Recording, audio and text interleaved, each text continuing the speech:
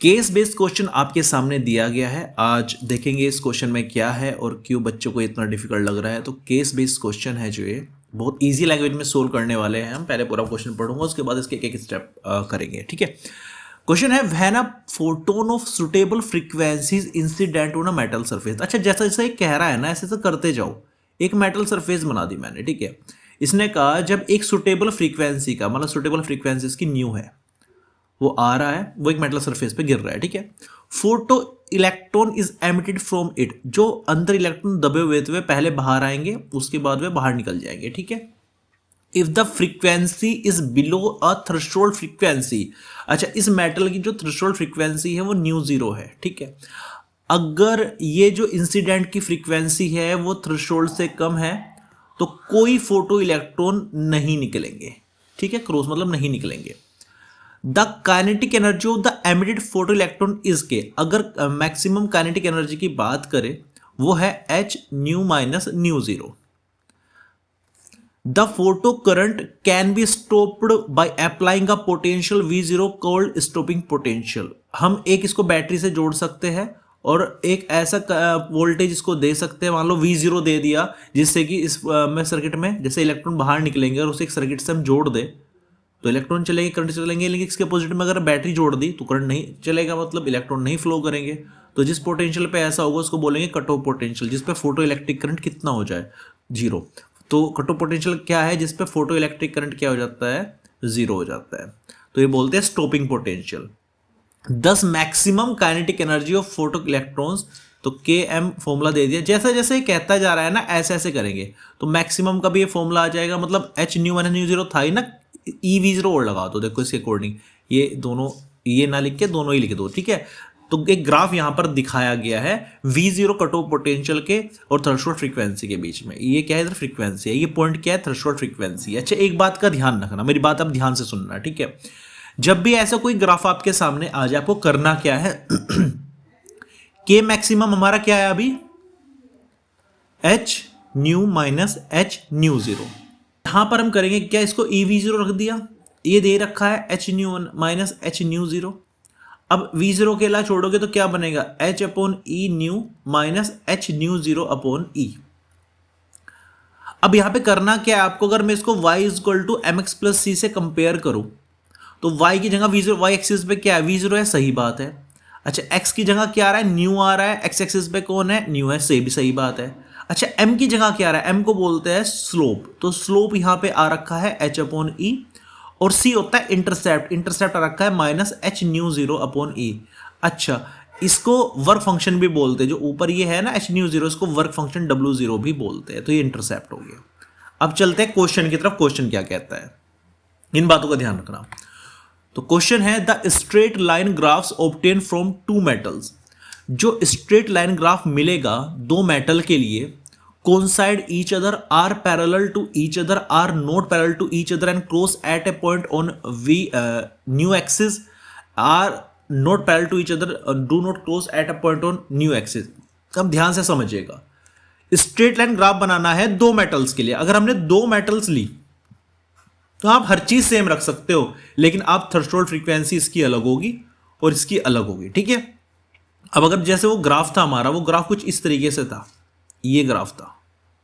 ठीक है, और हमारा जो v जीरो का फॉर्मूला आया था वो आया था, देखिएगा अभी बता देता हूं, ये आया था v जीरो का formula h upon E nu minus h upon E mu zero, यानी कि h upon E nu minus w zero क्या है, तो यह तो h न्यू जीरो अपॉन ई, ये हमारा निकल के फॉर्मूला आया था। अब इसमें करना क्या है आपको, बहुत ध्यान से मेरी बात समझना। स्लोप क्या है यहां पे, ये है h upon E M, slope है ये। ठीक है, और यहां पे ये पूरा क्या है, इंटरसेप्ट है, इंटरसेप्ट। अब अगर मैं दूसरी मेटल ले रहा हूं तो दूसरी मेटल की क्या चीज सेम रहने वाली है, वो चीज समझना। अब देखो, दूसरी जो मेटल लूंगा मैं, h अपॉन ई पूरा का पूरा कांस्टेंट वैल्यू है। h क्या होता है, प्लांक कांस्टेंट, ये कभी नहीं बदलेगा, 6.6 10 टू द -34। अच्छा, e क्या है, चार्ज ऑन इलेक्ट्रॉन है, तो वो क्या होता है 1.6 multiply 10 to the power -19 coulomb. ये चीजें जो स्लोप है कांस्टेंट रहेगा। अगर आप दूसरी मेटल मान लो 1 के लिए है, ये 2 के लिए मैं लेके चल रहा हूं, तो h अपॉन ई न्यू ये तो सेम रहने वाला है दोनों में, माइनस, उसकी थ्रेशोल्ड फ्रीक्वेंसी अलग होगी, इसकी अलग होगी। तो ये आ जाएगा, इसमें अगर 1 आ रहा है पहले वाले में, तो इसमें कितना आ जाएगा, एच न्यू जीरो अपॉन ई, H nu zero 2 upon E. अब दोनों में स्लोप क्या है, सेम है, लेकिन इंटरसेप्ट क्या है, अलग है। अच्छा, ये जो एंगल होता है ना, ये वाला एंगल, इसको स्लोप बोलते हैं। तो ये तो स्लोप सेम करना है, तो ये पैरेलल जानी चाहिए इसके, तब ये एंगल इक्वल होगी, यानी एम क्या होगा, दोनों का सेम होगा। चलो भाई, एम सेम होगा, लेकिन इंटरसेप्ट अलग अलग है। इसका ये होता है इंटरसेप्ट यहां से यहां तक का, ये कितना है, H nu zero 1 upon E minus के, और ये कितना है, एच माइनस के न्यू जीरो 2 अपॉन ई, ये दूसरा होगा। तो ऐसा कुछ ग्राफ बनेगा, ये मेटल 1 है, ये मेटल 2 है। अगर दो अलग अलग मेटल है तो हमेशा ध्यान रखना उनका इंटरसेप्ट तो अलग अलग होगा, ये जो सी की वैल्यू है, लेकिन इनका जो स्लोप होगा, झुकाव होगा, वो एक दूसरे के इक्वल होगा, यानी कि दोनों एक दूसरे क्या होगी, पैरेलल होगी। तो दाई राइट आंसर कौन साइड तो नहीं कर रही है, एक के ऊपर दूसरे तो नहीं चल रही है, तो ये गलत हो गया। Are parallel to each other, तो ये ऑप्शन बिल्कुल सही है। नोट पैरेलल तो है ही नहीं, दोनों दोनों क्या है, पैरेलल है। तो यहां पर पहले का बी ऑप्शन ही आपका सही हो जाता है। चलते हैं अगले क्वेश्चन की ओर, जो है the value of Planck constant for this metal. अच्छा, हमारा अभी स्लोप क्या आया था भाई, स्लोप हमारा एच अपॉन ई आया था, अभी पिछले डायग्राम में आपने देखा एच अपॉन ई आपका स्लोप आया था। तो यहां से प्लांक कांस्टेंट क्या आ जाएगा, एम ई आ जाएगा। जब थ्योरी आप पढ़ रहे थे ना, तभी आपने मेहनत कर ली, तो फटाफट उत्तर आएंगे फिर आपके। तो सी यहां पे आंसर आ जाएगा। आप देख सकते हैं, अभी बताया ना मैंने आपको, स्लोप क्या आया हमारा, एच अपॉन ई आया। जब कंपेरिजन हमने किया था यहाँ पे, एच अपॉन ई की जगह क्या था, Y equal to X plus C compare करने के बाद एच अपॉन ई आया था। तो स्लोप यहां पर क्या हो गया, एच अपॉन ई, और ई को ऐसे लेके तो एच क्या आ गया, एम ई। तो दूसरे का आपका यहां पर H equals M E is your right answer. चलते हैं अगले क्वेश्चन की तरफ। द इंटरसेप्ट, ये इंटरेस्टिंग क्वेश्चन है, सबसे ज्यादा डाउट बच्चों को इसी क्वेश्चन में है। देखो, the intercept on nu axis and v0 axis of graph are respectively. अब इंटरसेप्ट क्या क्या है, देखो ध्यान से देखिएगा। इंटरसेप्ट ये क्या आया हमारा, ये इंटरसेप्ट आया माइनस के एच न्यू जीरो अपॉन ई। ये है वाई v0 एक्सिस पे, किस पे, v0 पर।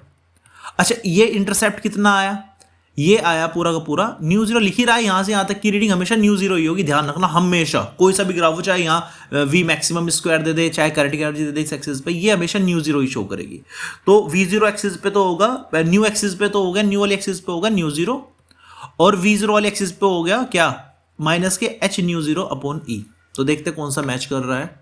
पहले न्यू एक्सिस पे पूछा गया है, न्यू एक्सिस पे होगा न्यू जीरो, और फिर v0 एक्सिस पे पूछा गया है माइनस के एच न्यू जीरो अपॉन ई।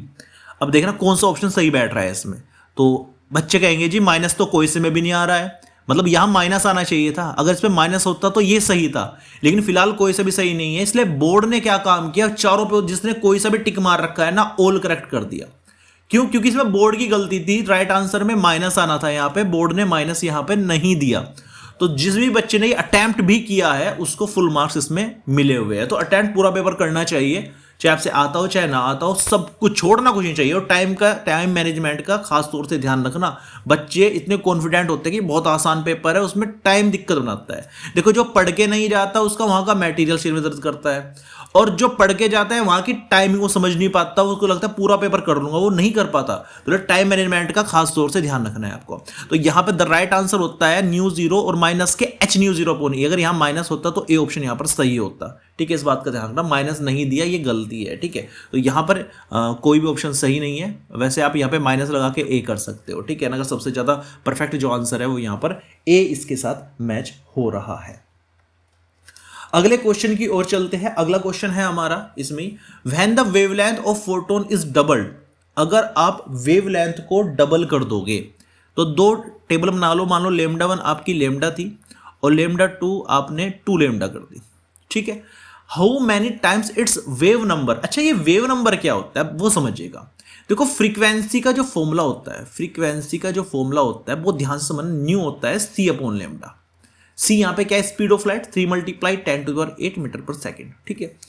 अगर बात कर रहे हैं वेव नंबर की, वेव नंबर की, तो ध्यान रखना इसको दिखाते हैं न्यू बार से, ये वेवलेंथ का रेसिप्रोकल होता है। वेवलेंथ का उल्टा कर दोगे तो वेव नंबर आपको देखने को मिलेगा। तो आपको बताना है कि how many times it's wave number and frequency becomes. तो ध्यान दीजिएगा, पहले निकालते हैं फ्रीक्वेंसी। फ्रीक्वेंसी मान लो न्यू1 हमारी की न्यू थी और न्यू2 आपको फाइंड करनी है, तो दोनों में रिलेशन देखना है। दोनों में रिलेशन क्या है फ्रीक्वेंसी में, उसमें ये वाला रिलेशन लेंगे। अच्छा, इसमें जो चीज़ कॉन्स्टेंट है उसको गायब करते हैं, तो सी को गायब कर देंगे तो क्या बन जाएगा, न्यू इनवर्सली प्रोपोर्शनल टू 1/λ। तो क्या आ जाएगा, फॉर्मूला बनाना सिखा रखा है, न्यू1/न्यू2 इक्वल्स λ2/λ1। न्यू1 कितना है आपका, न्यू1 है आपका न्यू2 कितना है हमारा फाइंड करना है, λ2 हमारा कितना है 2λ और λ1 कितना है λ से λ कैंसिल हो गया, तो न्यू2 यहाँ पे आ जाएगा न्यू/2, ये नीचे आएगा ना 2, ये न्यू2 पर जाएगा, तो न्यू2 की वैल्यू आ गई न्यू/2, डबल हो 1/2 हो जाएगा, पहले का 1/2 हो जाएगा, तो जो न्यू है वो तो हो जाएगी 1/2। चलिए अब बात करते हैं किसकी, वेव नंबर की। तो इस बार वेव इसको हटा दीजिए, वेव नंबर लिखते हैं न्यू1 बार, मान लो न्यू बार था और न्यू2 बार आपको फाइंड करना है। अब इनका रिलेशन देखिएगा, ये भी इनवर्सली प्रोपोर्शनल है, तो न्यू1 बार अपॉन न्यू2 बार क्या बन जाएगा, λ2/λ1। फिर से वैल्यू रखते हैं, न्यू1 बार कितना है न्यू बार, न्यू2 बार कितना है न्यू2 बार को सेम रखेंगे, निकालनी वैल्यू, न्यू2 कितना है 2λ और λ1 कितना है λ से λ कैंसिल हो गया, तो न्यू2 बार कितना आ जाएगा आपके अपॉन में जाएगा न्यू बार अपॉन 2, मतलब ये भी हाफ हो जाएगा, ये भी हाफ हो जाएगा, तो दोनों 1/2, तो बी ऑप्शन यहाँ पर करेक्ट हो जाता है। तो फिर से बता रहा हूँ, अगर शॉर्ट में देखना है दोनों सेम ही होंगे, अगर इसका निकाले क्योंकि दोनों ही क्या है लेमडा के इनवर्सली प्रोपोर्शनल है, सी एक कांस्टेंट है इसका, जब भी दो केस चेंज होते हैं कि डबल हो गया ट्रिपल हो गया तो कांस्टेंट वैल्यू कोई रोल नहीं निभाता, ये भी इनवर्सली प्रोपोर्शनल है ये भी इनवर्सली, तो दोनों का आंसर सेम आने वाला है, तो 1/2 इज योर राइट आंसर। अगला क्वेश्चन है इसमें, the momentum of photon is ये, मोमेंटम क्या होता है, मोमेंटम होता है पी मतलब मास इनटू वेलोसिटी को मोमेंटम बोलते हैं। ये दे दिया 5 × 10⁻⁻29 किलोग्राम मीटर पर second. Ignore relativistic effect if any the wavelength निकालने, देखो वेवलेंथ का सीधा फॉर्मूला डी ब्रोगली वेवलेंथ का h/mv कह दीजिए, या mv को p लिख दीजिए, h/p कह दीजिए। h की वैल्यू 6.6 10⁻⁻34 होती है और p की वैल्यू होती है 5 × 10⁻⁻29।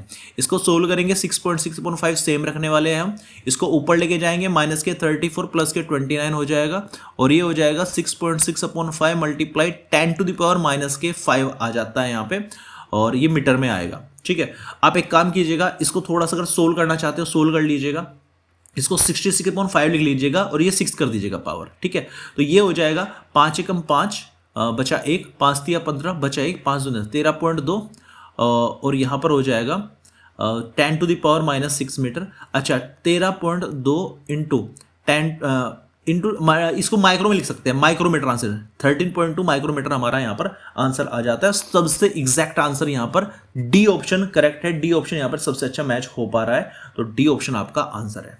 13.2 13.3 सबसे नियरेस्ट यही है, तो ये आपका राइट आंसर हो जाता है।